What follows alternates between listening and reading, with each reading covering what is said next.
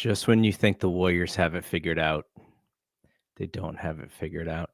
You know what's the most disappointing thing about last night's loss? It wasn't Harry B getting his revenge from the Sacramento playoffs. The game that we were at the Chase Center. We were outside in Thrive City watching that game.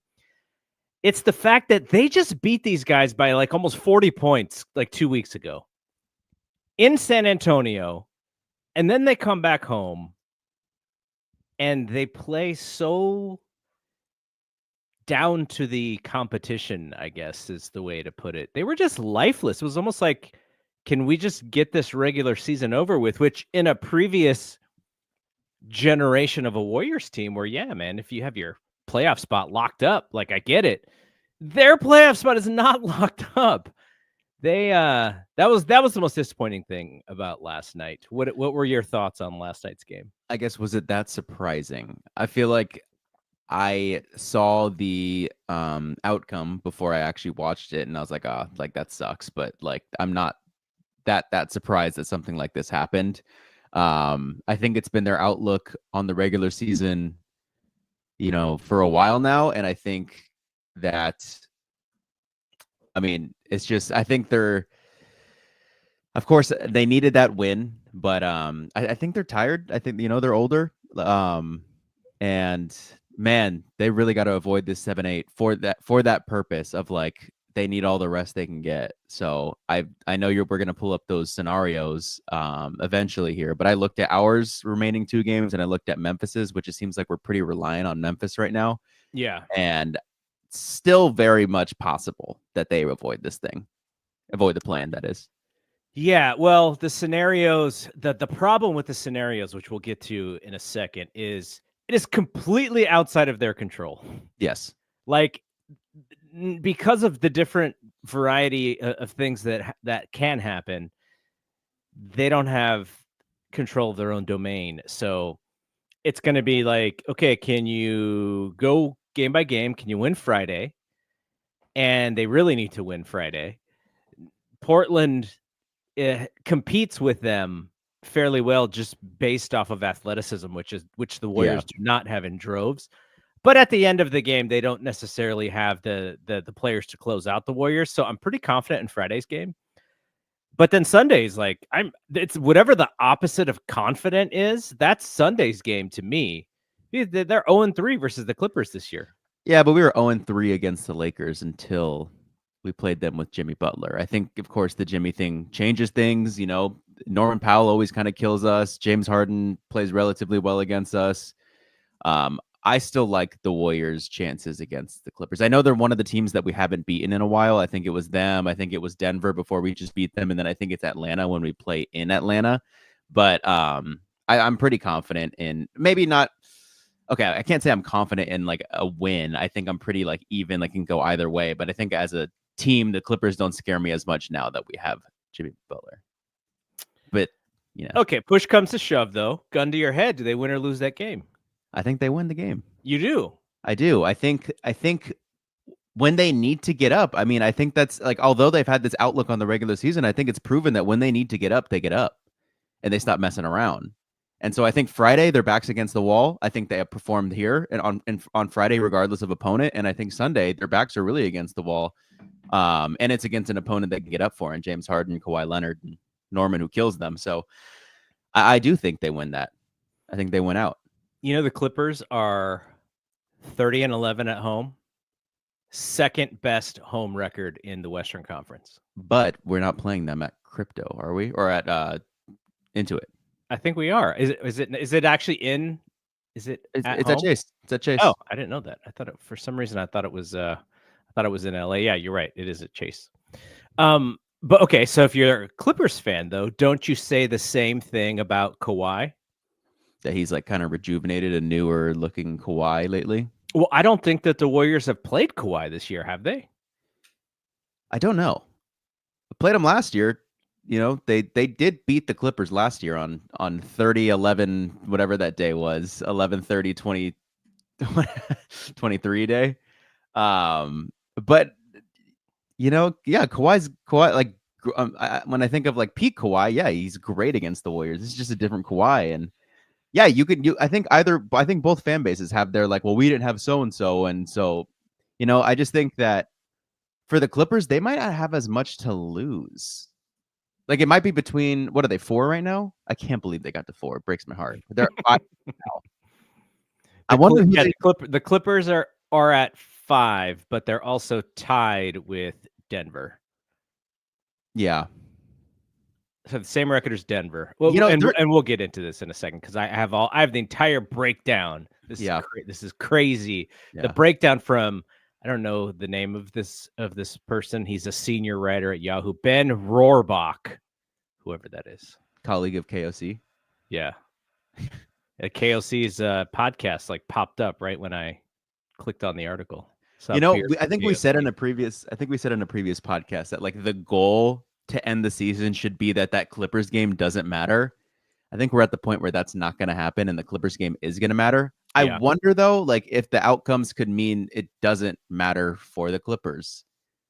I didn't do this pre-pod. I didn't look, but I mean, I know that Denver plays Memphis. I know Memphis plays Minnesota tonight.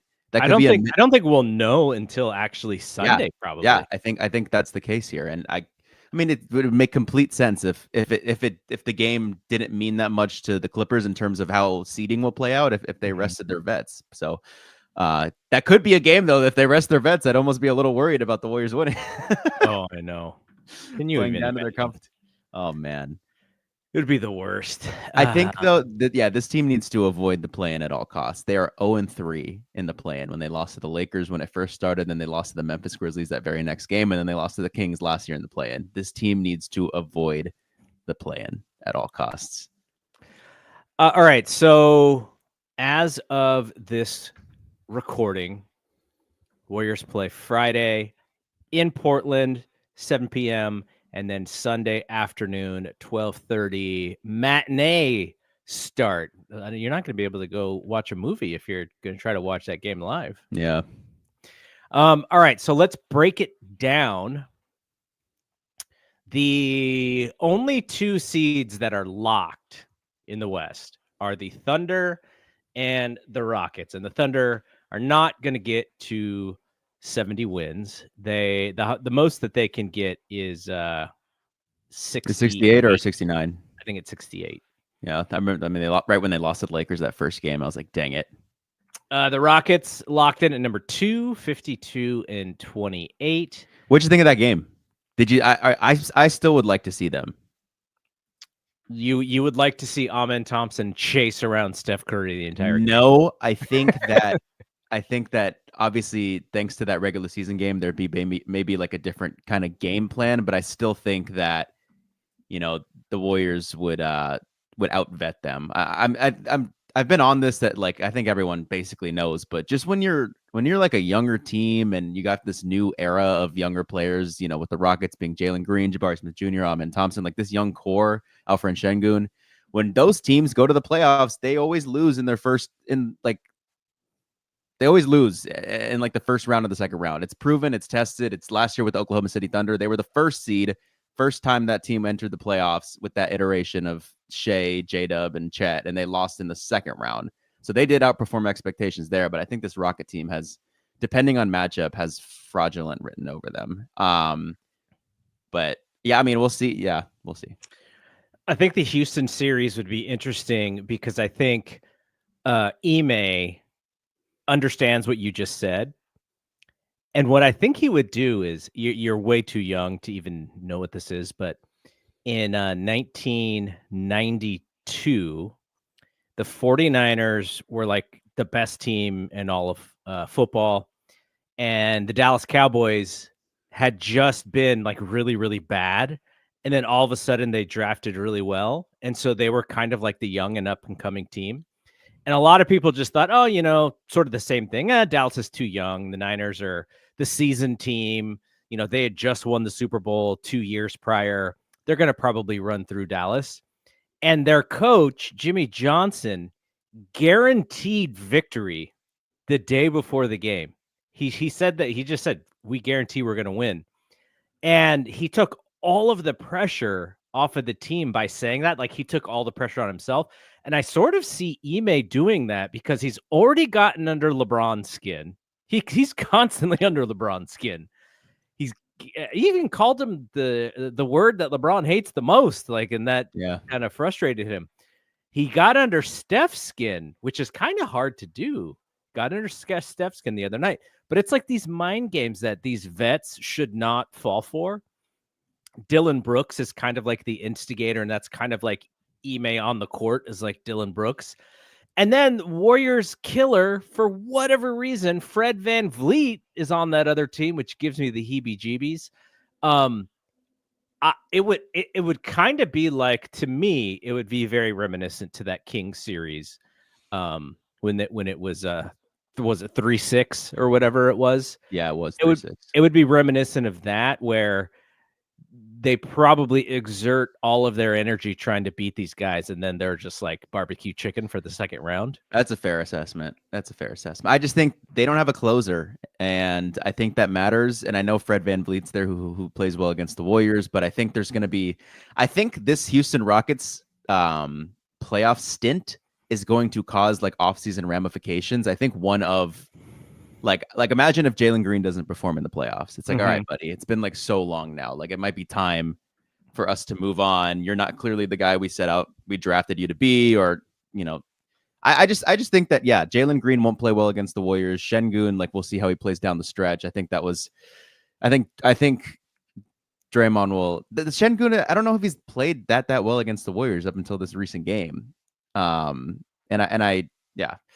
I guess I don't have too much like X's and O's of how we do it. I just think they know how to get it done, and the Rockets don't know how to get it done yet. And I think sometimes it's as simple as that. So then, right now, locked in the 3rd seed. You know what's funny about the Lakers? Out of all of these teams in the top 6, top 7, top 8, Lakers actually have the worst net rating of any of these teams. They have no defense. Yeah, they are a 1.2 net rating. Now, doesn't bode terrifically for the Warriors because they have the second worst net rating out of the top 8. They only have a 3.2 net rating. But the Lakers they can only fall as far as 5. So they're high, the highest they could finish obviously is 3. And then they can finish as low as 5. They have tiebreakers 1 against the Clippers, the Warriors, and Memphis. So basically what they're playing for is home court in the first round. What do you think about the matchup of Warriors-Lakers? Which could happen if the Warriors got the 6 and the Lakers hung out at 3. Like, I guess if I had to think about ranking first round matchups and like who I would want to see, I think naturally LeBron would just be a little lower on that list. I think Denver has risen up depending on Jamal Murray's health status and, you know, the coaching situation. It seems like everything is kind of like bad vibes over there right now. But in terms of the Lakers, they'd probably be middle to lower of the pack. Like, I think OKC is who I want to see the least in the first round. And that would make sense. They're the 1 seed almost at 70 wins. But who would I know I'm didn't totally answer the question, but flipping it back on you, I'm assuming OKC you'd want to see the least out of all these teams as well, right?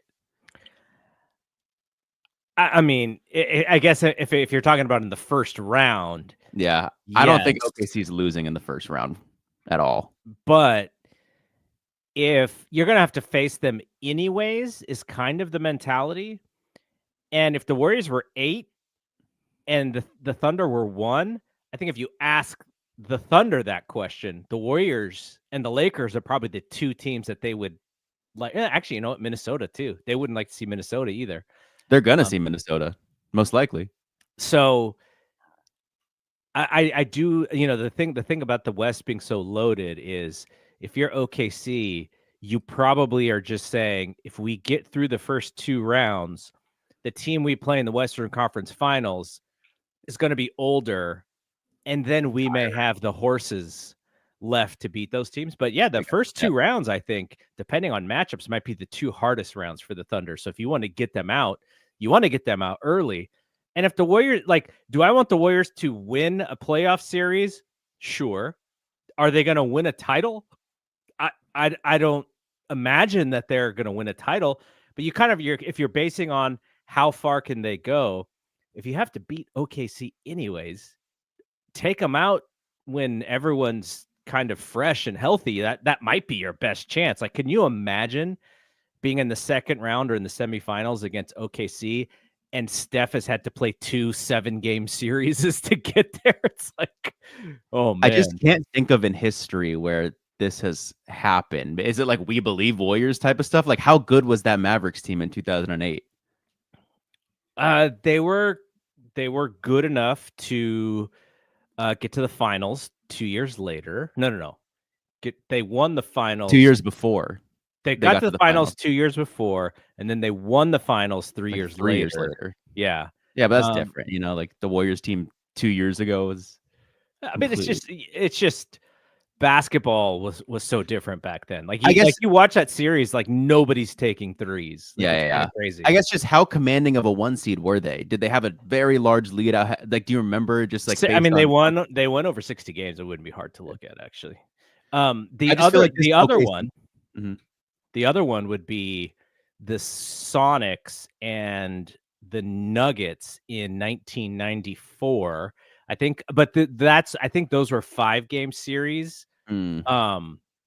rather than the 7-gamers. But that was the first one. Do you ever see the highlight video of Dikembe Mutombo on the floor with the basketball and he's like Yeah, holding yeah, it yeah, yeah. like that's from that series. They upset the number 1 seeded Mm. Gary Payton and Sean Kemp Mm. I mean, Sonics. the most recent example we have of this, I just don't feel like it's applicable with Jimmy Butler beating the 1 seeded Bucks. I just felt like that was a little fluky with Giannis going out. So I don't know if that's as applicable here. Mavericks won 67 games that year. Okay, that's The Warriors won 42. it's not unprecedented. I just think that like I would just be completely shocked if this OKC team that's just been way better than everyone for the past 2 years goes out in the first round after going to the second round last year, after, they have the best player, they have the depth, they literally have every single check mark. Mm-hmm. I would just be absolutely stunned if they went out in the first round, regardless of matchup.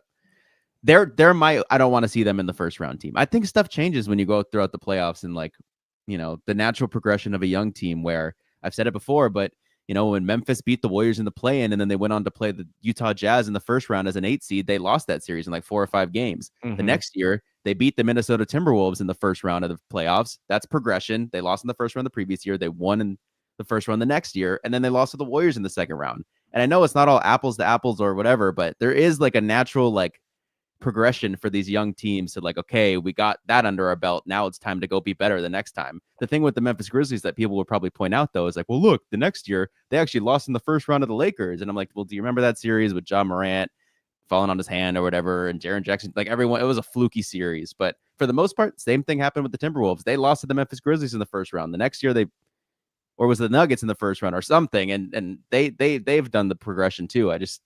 That would be weird to go backwards with OKC if everyone's healthy and everyone's fine. Anyways, number 2, it could be the Lakers. Just Interesting. I don't know. I think we play well against Luka. I mean, Luka's always going to have his numbers, but I really want to say Anthony Davis scares me more than Luka because he just plays the Warriors so well. But this is like Luka Doncic we're talking about, like with actual help. Does he look like he's gonna last an entire playoffs to you? I mean, he looks a little big. He's big and he seems to get dinged up easily. Oh God, that series would be like it would be so frustrating to watch with how much argument is going to happen with the officials. That would be a tough one to watch. I know I struggle with because I do feel like we've played well against Luka, but at the same time, like I bet we have a winning record against Luka, probably like a good one too. Probably like 7 games winning, 3 games losing type of like past 3 years type of record against him since the championship. But at the same time, LeBron still is the second most scariest Warriors killer behind AD. And, Luka has a co-star that actually can assist there.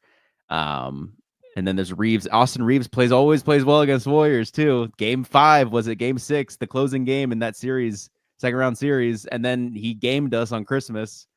Wow, yeah, he was like shooting like 30-footers against the Warriors the last game and making them. Yeah, what an entertaining game that was. I don't think the Warriors. I think that would be a good series. I just wouldn't want it. I don't want to see him first. So I don't know. You know what, the NBA would want them in the Western Conference Finals. Finals. Denver Nuggets, they can get as high as 3. They can fall as low as 8. The only tiebreaker they have is the Warriors, which is kind of interesting because if the teams play even with them and they do have ties, then they're actually going to fall below some of these other teams. Wait, how low can they get again? 8. Wow, imagine if they're in the play-in. Yeah, that would be imagine insane. like Denver, Minnesota 7-8 play-in game would be so electric. That would be good.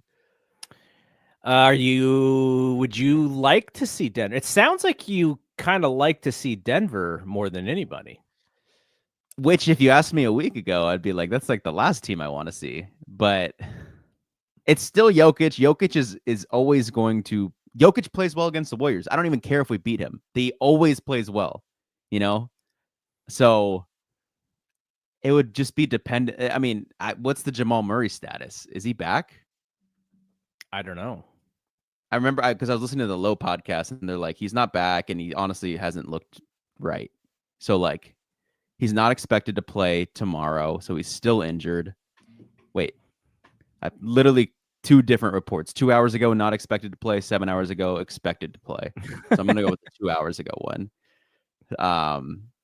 But yeah, I mean, sometimes you capitalize on parity. So, with it's like literally like, it feels like everyone's crying to Woj or Shams or Chris Haynes right now on that side to get their side of the story out. And it was an insane. It wasn't obviously it wasn't the Luka trade because we all thought that was fake. But I will say, I did kind of like wonder. I was like, I did have that thought. Like, no, he didn't get hacked. Of course not.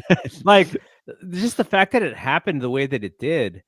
I'm sure to Denver fans, they probably weren't that surprised. But the national story about Mike Malone and Calvin Booth not getting along, like, I mean, you heard it, but it's not like you knew how big of a deal it was, I guess, unless you were a Denver fan. Yeah, I was seeing stuff that fans were like, we were expecting this in the offseason, not like towards the end of the season. It kind of just feels like you tricked your season away with just that one decision. Not that they, had a favorable championship odds, but like now that they have this, parity going on, all this stuff off the basketball court, like more often than not, that's, going to be a reason why you don't get all the way is because there's just more stuff to worry about than off the court than there is on.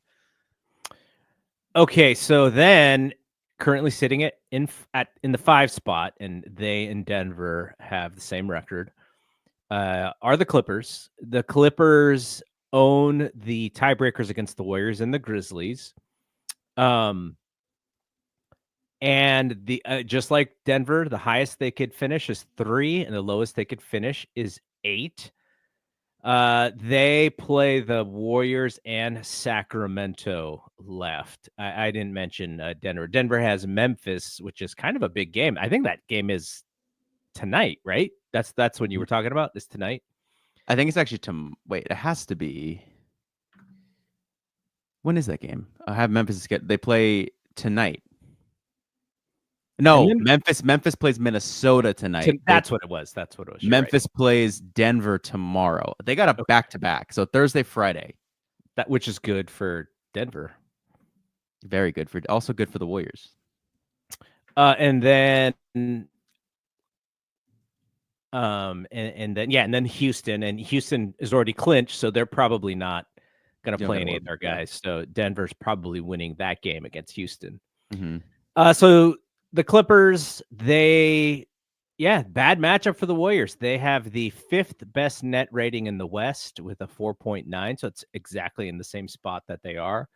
And they are not a team that I would like the Warriors to play in the playoffs. So this, I think the only way it would happen is if one of them was 5 and one of them was 4. Yeah. I get the Clippers stuff.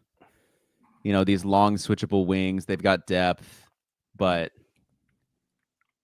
I don't know. I think maybe they're a tough round. I don't see anything for them past like round 2. Well, the argument is kind of similar with the Luka thing. Is like, Harden not always, Harden's not really what does Draymond call it? Not an 82 game player, but what does he call the playoffs?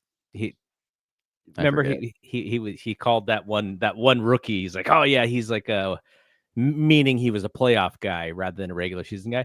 Like James Harden's great in the regular season and has struggled historically in the playoffs. And then Kawhi can always get hurt at any point, at any moment. They do have the matchup problem. And this is like one of the bigger matchup problems that the Warriors have historically. Zubac, for whatever reason, like he's just the too Warrior big. killer. Yeah. He's too big. But it's not like, there are other centers who I feel like the Warriors do decently against. Like Sengun is big, Zach Edey is big, but for whatever reason, Zubac has just been the thorn in their side. Yeah. So then we have the team in 6th place right now, the Grizzlies. Everyone is like the top seed they can get to is 3. The bottom is 8. They have Minnesota, Denver, Dallas left, so they have the most games left, and they have the same problem that Denver has in that there's an emotional thing to the end of their season with their coach also getting fired. Yep. And the Warriors played Memphis. I thought the Warriors were better than Memphis when they played them, so I don't know what that means necessarily, but right now with the Jimmy Warriors versus this current version of the Grizzlies, I think the Warriors are better than the Grizzlies. Will they finish higher? Who knows? But I'm not that. I think out of all of those teams in the top 6 that I just named, I would be the least. I think the Grizzlies are the least or the worst team out of those 6. I think. Yeah, and I think I want to say that it's going to be Memphis, Minnesota in the play-in just because they have these 2 teams that probably want to win both games coming back to back for them. Like Minnesota has, I imagine they've what is Minnesota's the highest they can get to? Minnesota can get to 4. Okay. So they've got to really want this because they're the worst out of the 8 so far because they have 1 less win than the Warriors and the Grizzlies and probably a couple other teams too. But yeah, because if the Grizzlies lose tonight, then the Warriors move into 6th because they have the tiebreaker over the Grizzlies. All right. And then obviously the Warriors sitting at 7. The only tiebreaker they won was Memphis. So they're kind of. And Minnesota. Did they win the Minnesota tiebreaker? I believe they have the Minnesota tiebreaker. It says Minnesota has beaten the Warriors 3 out of 4 games this year. Is that true? I don't even think that's true. Hey man, you got to take it up with who did I say his name was? Ben Rohrbach. This is his list. And then so Warriors have Portland and Clippers, and they can go as high as 4 and as low as 8. And then the Timberwolves are. The Warriors have a 3-1 lead over the Timberwolves this year. Okay, so he got that wrong. Send Ben and Ben. Now I'm like, what do I don't even know if I trust him with anything now. Send Ben a very strongly worded email about his list here that we're just stealing so that we didn't have to put ours together. So then the Timberwolves, Memphis, Brooklyn, Utah left, and Utah may even only suit 7 guys up for that game. They don't care. They'll pay whatever the tanking fees that they keep getting fined by. So this is the it's been crazy in the past as far as where the chips fall. I feel like this is maybe the craziest out of all the ones that I can remember. Yeah. And it just makes me wonder, do we need the play-in?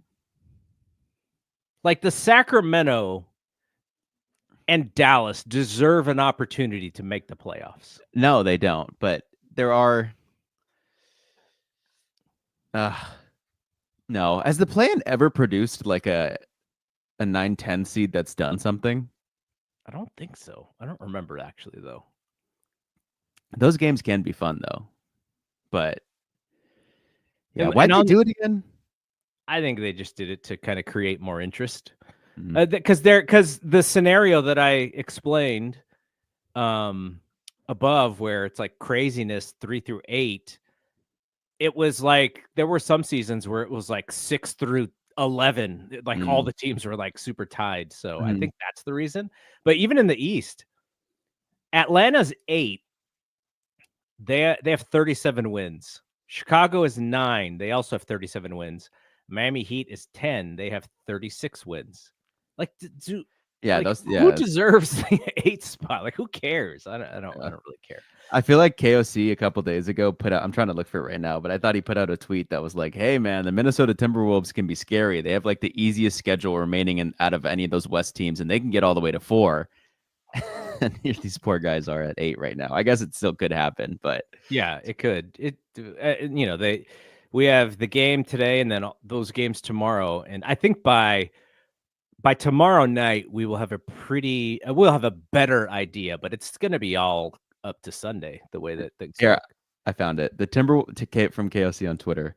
The Timberwolves win last night was massive, especially because the remaining schedule was so easy. Average opponent winning percentage of 38.2%. They feel like a safe bet to avoid the West play and end up in the top 6. I feel like since he said that, they've been on a losing streak because they blew that big old game to Milwaukee, Yeah, the right? Milwaukee game. Yeah. So we'll see about Memphis tonight. All right. Well, what do you want to do? Because when does if the Warriors make the top 6, they have a week off. Then we just get to talk about the Valkyries. What? We Well, could we get to talk about their matchup because they're not going to play anyone in the play-in. They'd be if they get out of this thing, it's most likely at 6, and then we'll have a week right. to talk about their 3 versus 6 matchup. But then if they fall to 7 or 8, then when does the play-in start? Do you know? I was actually looking it up as you talked, but I'm typing with one hand, so it's not as fast. April 15th to 18th. So that's what, like next Tuesday? Next Tuesday. Huh. One day after the WNBA draft. That'll be crazy. Well, we may have to figure out when the best time to come back next week. I'm actually gone Thursday through the following Monday because I'll be in Vegas. Dang, that's a prime time if they make it in the playoffs or do the play-in. I know the play-in will be. I'll be watching that game in Vegas. Yeah. Okay, let's talk about the Valkyries upcoming draft here. Valks Valley. Home run.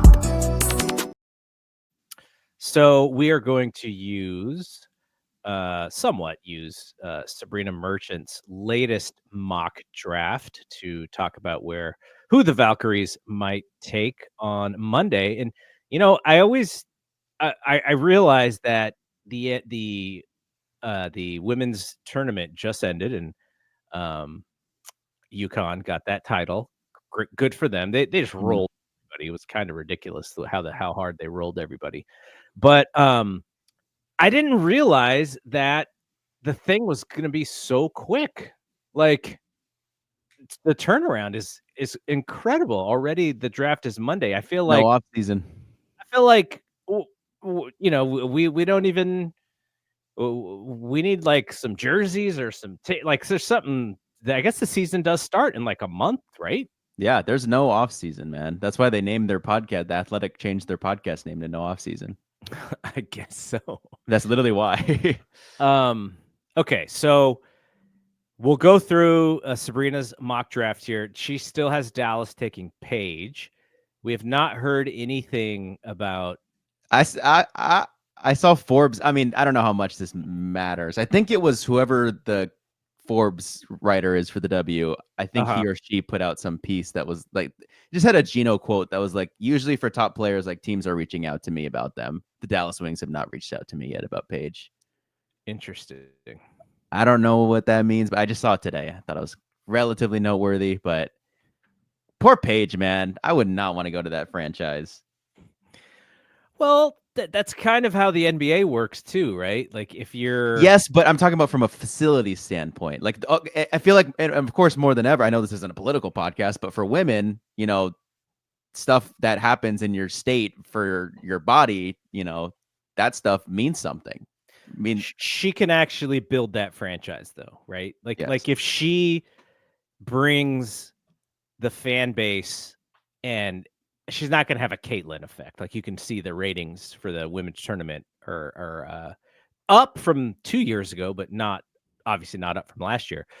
I think she's going to be a really popular player, and if she helps them win, I think she can help bring that franchise into the 2020s, I guess. But that's like why you would want her. Like if you're Dallas, you're like, well, we want her because she's going to help us grow this thing. But if you're Paige, you're like, I don't want them because do I want to start like at like the dirt poor franchise? Like I'd rather go to LA, but LA obviously traded out of the draft. So yeah, that's that whole thing, the way that thing bounces. I'm guessing that they're just gonna pick her and cross their fingers. But yeah, I mean the fact that we haven't really heard anything is interesting, and I mean maybe it'll come on the weekend. So your favorite player here is on tap for the Storm, Dominique Malonga, who I just learned that when she was in high school, she drop step dunked on somebody. I did. I mean, I saw the clip of her dunking. I didn't realize that was high school. Maybe she's done it recently too. But I saw like maybe she was like 15 or 16 or something like that. Yeah, I think I did hear something that. Yeah. I think she has a viral clip. Yeah, that's. I mean, this is my. These mock drafts that Sabrina puts out, that other writers put out as well, like they change so much, man. Like when I was getting into this, I was like, whoa, Dominique Malonga at like 5, like this is awesome. Like I definitely think, I feel like the NBA draft is those mock drafts are a lot more, there's still parity and stuff changing, but not to the effect that I've seen here. And I think it has to go with the international prospects. Sabrina talked to us about that in the podcast about like, are they ready to come over to the WNBA right now? Like that changes stuff. And of course college players staying another year or declaring early and stuff like that. So I guess that makes sense that stuff changes. But yeah, Dominique's been my favorite prospect for a while now. She's been my favorite, like, when Sabrina's mock draft probably came out since like the draft lottery was announced, I was like, whoa, this Malonga player is like really, really interesting. People say she's the not French Wemby because she is French and so is Wemby, but the female Wemby, I believe, is what I've heard. Don't think she's the female Wemby. I think it's a little like that understates how crazy Wemby is in my opinion. Because I always say like the 6-inch difference between the average height in the NBA versus the average height in the WNBA. Wemby's what, 7'4"? Yeah, 7'5" maybe. 5. It would essentially be if Brittany Griner at like 6'9" could dribble, pass, and shoot. So Dominique's only 6'6". So that'd be, to me, she's more like the Jaren Jackson / Evan Mobley comp.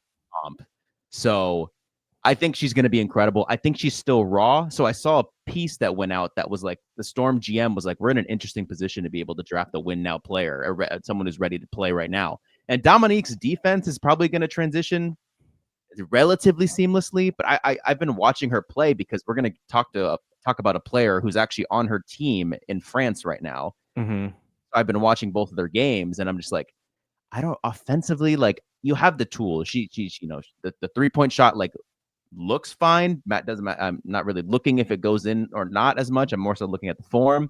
But some of like her finishing at the rim needs improvement because she's not the back to the basket Lauren Miller Cardoso. Like I think because she has the 3-point shot, she doesn't need to be as reliant on her post game. But I think her post game isn't as polished right now. So we'll see.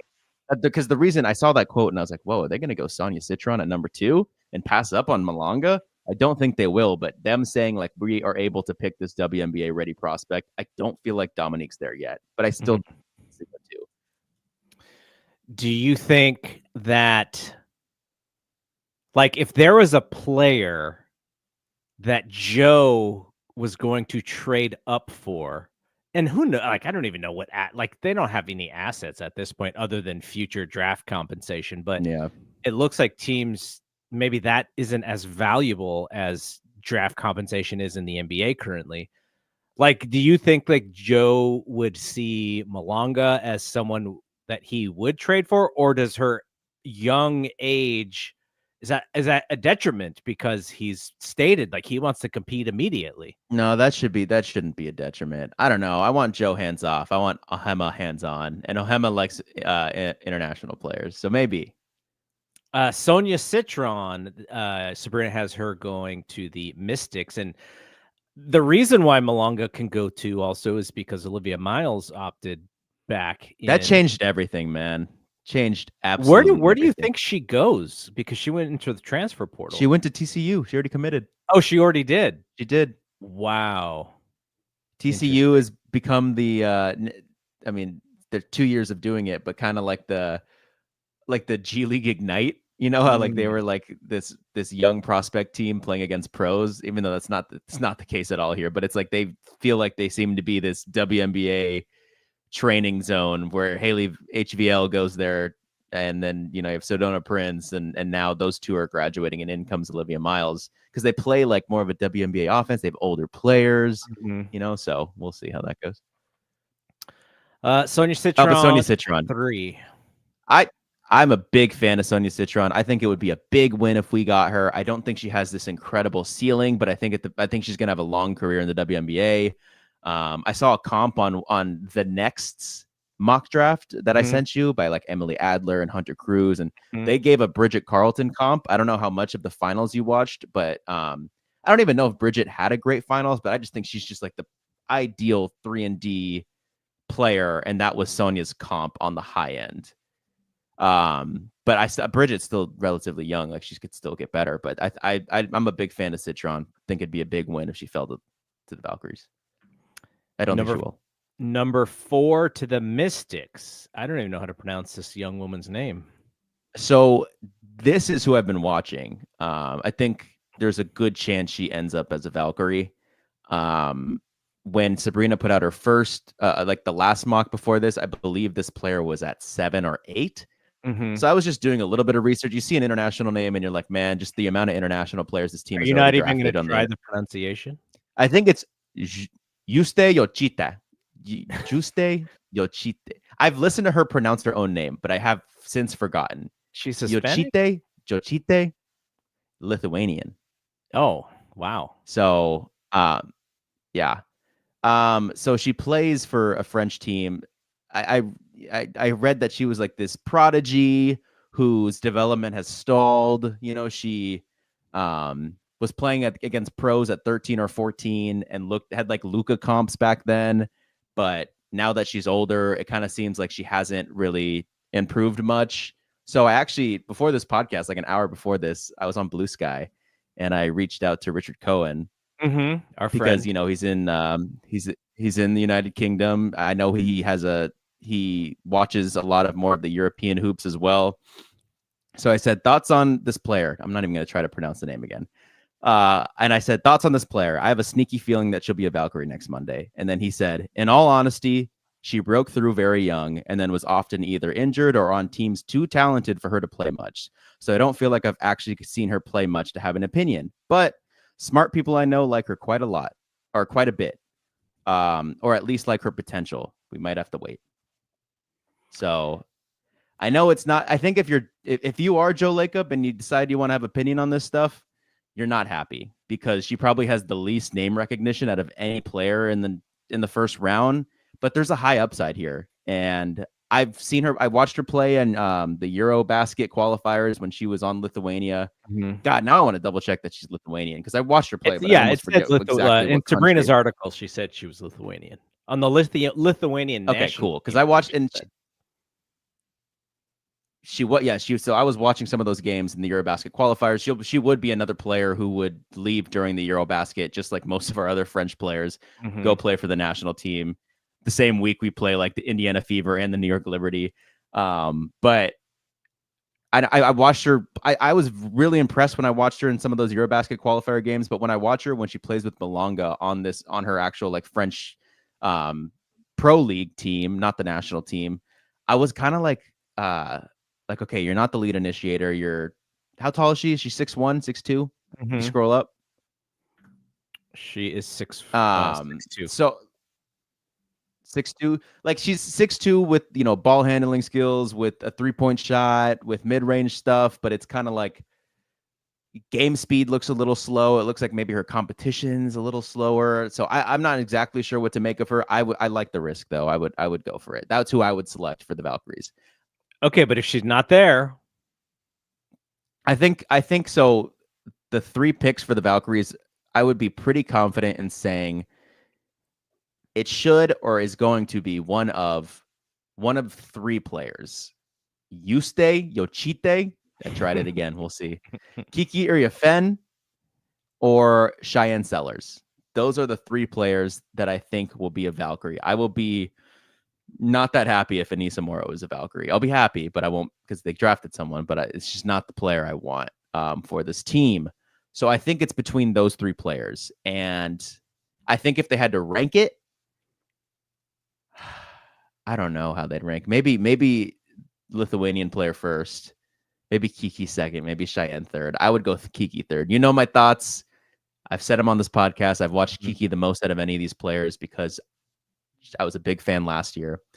Jess Smith, the president of the Valkyries, had a talk at that I attended, and my question revolved around the draft, and she asked me who I would select last year, and I said Kiki Iriafen. So that just goes to show I'm a big fan. I just wasn't that impressed this year. And I was texting you and Ben in the chat, and I probably even said this on last week's pod about the advantage stuff, where it feels like she's like Kaminga. If you have this, it just feels like she can't take advantage of a matchup that is like her peer almost, where like a matchup that could actually guard her. It feels like she's stuck in the mud. So we'll see if that. I feel like at USC she was playing a lot of like low post, but at 6'3", are you going to be able to play that in the WNBA? Is that going to be your main offense? Just like these, 1 foot away from the basket, like dribble, pound dribble, and just get into someone in the post. And I don't know if she's going to have that as much success with that. I'm not sold on the rim protection whatsoever. I think she's a solid on-ball defender. I don't know about in the post, but at least on the perimeter, a very athletic player. Just, I know you're there for the marketing and stuff. I'm just not there with past that, like past the, hey guys, she went to Stanford. I don't know what else I'm like that, like hyped for. Well, I think the one thing that kind of got exposed is that her offensive game is very predictable. Very. And so that will have to, she'll have to adjust that. And she is a really good athlete. So you can imagine that from a skill set position, she's going to add to her bag for sure. One thing I thought was kind of interesting is in this note in Sabrina's mock is that she's on the 2nd season of Full Court Press, which I watched the first season last year, which it's so well done. It was Caitlin, Camilla, and then Kiki Rice was last year. So do you know who the others are on this year's season? It's Kiki Iriafen, it's Flau'jae Johnson, and it's Hannah Hidalgo. Yeah, so that's that kicks off in about 3 weeks. So I love that stuff. So I'll watch. I'll have to check it out. I'll watch all of those shows. All right. So then now we go to 6. One last thing on Kiki though is I feel like she's one of those players where it's like, oh man, if only she had a 3-point shot. I do think there's a possibility she adds one more than other players. Like Anissa Morrow needs a 3-point shot. I don't trust her being able to add one, but by Kiki just seeing her shot form from the free throw range, I think she can maybe extend her range a little bit. And 81% from the free throw line. I know scouts like to look at free throw percentage to judge 3-point percentage, so it's good. So yeah, let's continue. All right, so the next couple of picks here, Sanaya Rivers was not on your list. She would be the next tier after the 3 I mentioned to draft. Anissa Morrow, not on your list as well. Sort of like an undersized power forward style because she rebounds the ball so well. Yeah. And then Cheyenne Sellers, Sabrina has her 8 to Connecticut in this mock here. And that's who you said could be on the Valkyries list. Why do you like Sellers more than Anissa and more than someone like Sanaya Rivers? Sanaya, I've seen her play well offensively, but I think she has a very limited offensive game. I think I've told you like Sanaya kind of reminds me of like a Thompson twin, just in terms of that raw, like crazy athleticism. But sometimes I feel like, like those super athletic plays where it's like, whoa, how did Amen Thompson just get from the 3-point line to blocking this shot in like 0.1? Like, how did that just happen? I can't even fathom how, like, wrap my mind around how that just happened. Mm-hmm. It's just super athletic. Sanaya, I feel like, has the athleticism, but doesn't like know how to just like go into that level of like, how did she just end up doing that? And sometimes, I don't know, maybe it's a switch that's not flipped or what it is, but I just feel like when I watch Sanaya run, when I watch her jump, just she's so athletic, but I'm like, I need to like see some of that twitchiness. Mm-hmm. But with her offensive game, it's very like she doesn't really have like a that much of a bag. It's more like, is her free throw range jumper on? If it's not, uh-oh. But she is a stellar defensive prospect. Like, I genuinely think she can guard 1 through 4. She doesn't really guard the post that well. I think she could learn to, but from the perimeter, like, she is all time, like, in college, like, I would trust her on just about anyone on the perimeter. But it just depends on, that's why they say she's a high upside swing, because it's just, if the offense comes along, then she's like insane. So it's just hard to say, like, can she just learn offense? So the rest of the first round for Serena Sundell, which I haven't seen her. I haven't watched too much of her either. I watched her games when she was, on K-State with Ioka Lee, but wasn't as much paying attention to her as I was the other team and Ioka. We've seen a lot of Te-Hina Paopao over the last couple of years. Yeah. The other mock that I sent you, who I think does a fabulous job in that mock, from the Next Hoops, they had Te-Hina at 4. Yeah, that was interesting. I don't agree with that. But Georgia Amore, this was the point guard from Kentucky, that missed that floater that would have beat K-State. And but she's a little on the small side from what I remember. 5'5". Yeah, 5'6". They have her at 5'6". And then Dallas, Raya Marshall. Raya Marshall. So that would round out the first round there. I think it's pretty wild that Sanaya Fagan did not make Sabrina's, like, that Raya Marshall got picked over. I think Sanaya Fagan's good from South Carolina. They're big. In the second round, do the Valkyries also have the 5th pick in the second round? Correct. Okay. I think if somehow that's where Sabrina predicted that they would then go international in the second round. See, I'm not familiar with the international prospects past Dominique Yuste, and I think there's I don't know how to pronounce it, but her last name is Sivka. She kind of sounds like this maybe stretch 4 type of player. Past those 3, I'm not really familiar with any international prospects, so we'll have to see. But if they end up with a player named Sanaya Fagan, I think based on her tournament play, she doesn't fall as low as, what will that pick be? That pick will be 8. Will that be 18 for the second round, 5th pick?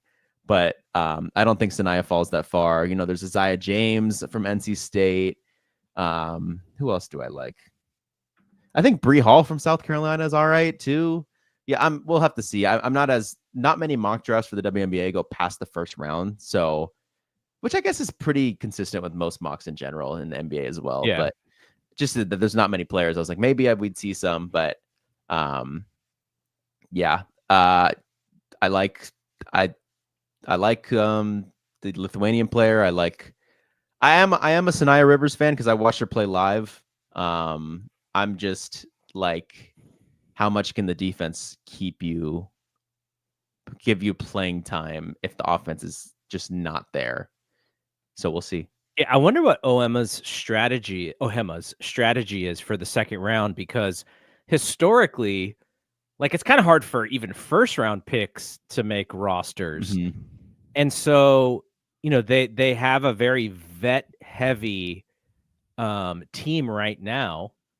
And then would it be best to draft internationally and maybe stash or whatever, just for that reason? Like, it'll be interesting what their strategy is for that, because, or maybe it's like, no, like, this college player who's actually played for 4 years, she's going to be able to compete and she can play off the bench for us. And then, so it could be someone that we've heard of before. So that'll be interesting. Yeah. I'm really excited for this thing. So Monday is the draft, and we're gonna see if there's any draft parties out there that we can attend, and maybe we'll get maybe when they make the first round selection, I'll get Brian on a short, and we'll post it on the channel. His thoughts on the pick. All right, last thing before we get out of here. Minecraft, man. We both watched it. That's the worst movie I've ever seen. Was your theater like crazy though? Was it going nuts, or was it just the twins? Was everyone else in on the bit? It was all kids. Yeah. It was like groups of kids, and it was just like I'm the adults played along because their kids enjoyed it, so that's kind of what it was. By the way, so Tulip Plays had some comments on some of the conversation. Tulip Plays said Sellers with one knee was still productive. She would go third if her knees worked. That's awesome. Yeah, And then, that's the criticism I've seen, is that her not great injury. But then I kind of feel like that gets pushed more on Cheyenne, whereas Paige has missed a year, AZ's missed a year. But if AZ win this draft, AZ would go maybe third now, just based on how she played. And but she has had pretty tough injuries, and I feel like Cheyenne gets knocked for it. But maybe, yeah, sorry. And then if the Sparks get Sundell, Tulip Plays will cry. She scores just 0.7 threes a game and can't defend guards due to her lack of speed. Talked about Amore, said Amore is 24 years old and 5'5". No thanks. I'm telling you, man. What I tell Sabrina, I was like, the 5'5", it's done. It's got to be done. Fagan is a bad rebounder for a center. And the Lithuanian player we were talking about, Tulip Plays, says, is Luka-esque. She was guarding prime Dewana Bonner at 14, pro since 13. So definitely a fan there. Yeah, good. That's awesome knowledge. That's what I'm trying to get to your level. Yeah, we gotta find Tulip Plays YouTube channel. Thank you for all of that, Tulip Plays. All right, so back to Minecraft. Yeah, kind of kind of like maybe the most valuable dollar I've ever spent in a theater because of how much people enjoyed it, but at the same time, the worst money I've ever spent money on in a theater. I don't know. I mean, I feel like I had the right opinion about it, because there's just, once you start like, Twitter curates your feed. Now I'm starting to get all these like film nerds popping up on my Twitter feed, and they were all hating it. They're like, how like people on Twitter are like, here's this visceral emotion I feel towards you because you did X. It's like, you are absolutely pathetic if you want to watch the Minecraft movie. I'm like, bro, shut up. It's going to be maybe at least it'll be in the top 5 of the biggest box office movies of the entire year. Maybe even number 1. Yeah, but you get the argument against that, right? Is that like, here's this IP, like, name recognition slop that you put like so much money into, whereas these more independent projects, you can give them some money. But that's the movie business, and that, like, I enjoy the art aspect of movies, but if you look at it from a business standpoint, you kind of have to look at it from a business standpoint, like that, because that's how you need, the whole idea is to get people to see this stuff. But I like to support the some of the other stuff too. Like I'm dying to go see Freaky Tales. Me too. The show times are awful. Like, you'd think we're one city over from the one it's about, we would get more show times, but it's always at inconvenient times, like 9:45 p.m. I'm like, it's a weeknight. But have you watched The Studio on Apple TV? Yes. Okay, so that's basically the Minecraft movie, right? Mm-hmm. That's what it's about, right? In like a way of the, I'm not fully through episode 1 yet. I'm starting it, but right when I started watching it, I was like, oh, I get what this is about. Yeah, totally. So was there anything else that you watched last week? No, I think it's just the Minecraft movie. I had a showing yesterday, but I forgot I was recording a podcast, and I forgot to cancel the showing. So that was a bummer. I want to shout out Shea Serrano's new Substack. It's called Good Movie. And the idea is that he gives you a movie a week. You watch it. He writes a essay on it. He also does like a little video and he opens up the chat and you just talk about what you've seen. So week 1 was Seven, which is one of the more grisly movies that you'll ever see. Brad Pitt, Morgan Freeman. Week 2 was Kill Bill Volume 1, which I literally haven't seen since it was in the theater. So it was so fun rewatching that movie. Nice. And then this week is Love and Basketball. I have fun with that kind of community oriented, like goal based stuff. It's like, oh, it forces me to like go out of my way to watch a movie a week. And then if I can get to the theaters, then if I can get to the rewatchable stuff, it feels like I'm active in the movie community. So Yeah. that's the stuff that I like to do. Nice. That sounds. By the way, Tulip Plays said they have a mental health based channel at Stop Early, if anybody wants to check that out. All right. I think we're done. So we'll see what happens as far as next week. We'll sort of figure out, like, if the Warriors are in the play-in, we may have to come back early. We'll try to figure out the whole Valkyries draft thing. At least, like I said, we'll try and get some shorts up there because Brian and I are going to try and be in the same place to watch the draft somewhere in San Francisco. And then we'll figure out if we're going to be back. Thank you to Tulip Plays for all of your knowledge. Deeply appreciate that. Brian's been watching his college hoop as well. And I think we're going to have a lot to talk about. It'll help.